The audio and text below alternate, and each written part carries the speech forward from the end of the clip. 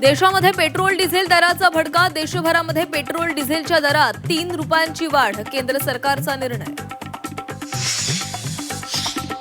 देशामध्ये महागाईचा महास्फोट. एप्रिलमध्ये घाऊक महागाई 8.30%वर 42 महिन्यांचा रेकॉर्ड मोडला.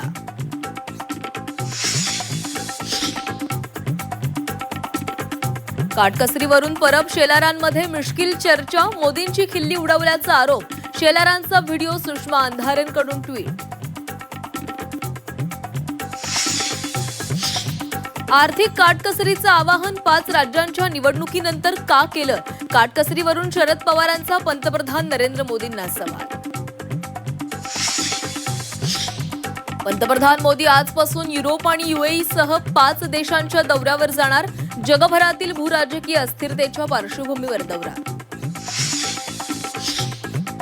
विरोधी पक्षनेते राहुल गांधींचे 22 वर्षात 54 वेळा परदेश दौरे. 11 कोटींचं उत्पन्न दाखवत 60 कोटींचा खर्च कसा? भाजपचा खडा सवाल. तर 2014 पासूनच्या मोदींच्या 96 दौऱ्यांच्या 815 कोटींचा हिशोब काँग्रेसनं मांडला. ठाण्यामध्ये राष्ट्रवादी काँग्रेसला मोठा धक्का. आनंद परांजपेंनी राष्ट्रवादीची साथ सोडली. 14 वर्षांनंतर परांजपे यांची शिवसेनेमध्ये घर वापसी. खरात मनी लॉन्ड्रिंग प्रकरणी रुपाली चाकणकरांची 8 तास ईडीकडून चौकशी. खरात सोबत कोणताही आर्थिक व्यवहार केला नसल्याचं स्पष्टीकरण. अशोक खरातच्या साथीदाराची पोलीस कोठडीत वरात. नामकरण आवारेला 18 मे पर्यंत पोलीस कोठडी. तर खरातनं फसवणूक केल्याचा आवारेचा दावा. राज्यात 30 जून पासून SIR मोहीम. किती मतदार वगळले जाणार याकडे लक्ष. महाराष्ट्रासह 16 राज्य आणि 3 केंद्रशासित प्रदेशातही पार पडणार प्रक्रिया. राखीव प्रवर्गातील परीक्षार्थींना खुल्या जागांवर दावा करता येणार नाही. स्पर्धा परीक्षांबाबत राज्य मंत्रिमंडळाचा मोठा निर्णय. सर्वांना समान संधीसाठी निकषात बदल.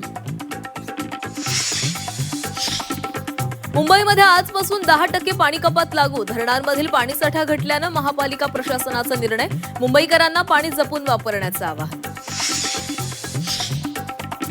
आंबा काजू बागायतदारांचा आज मुख्यमंत्र्यांच्या वर्षा बंगल्यावर मोर्चा. नुकसान भरपाईच्या मागणीसाठी शेतकरी आक्रमक. माजी मुख्यमंत्री उद्धव ठाकरेही मोर्चात सहभागी होणार.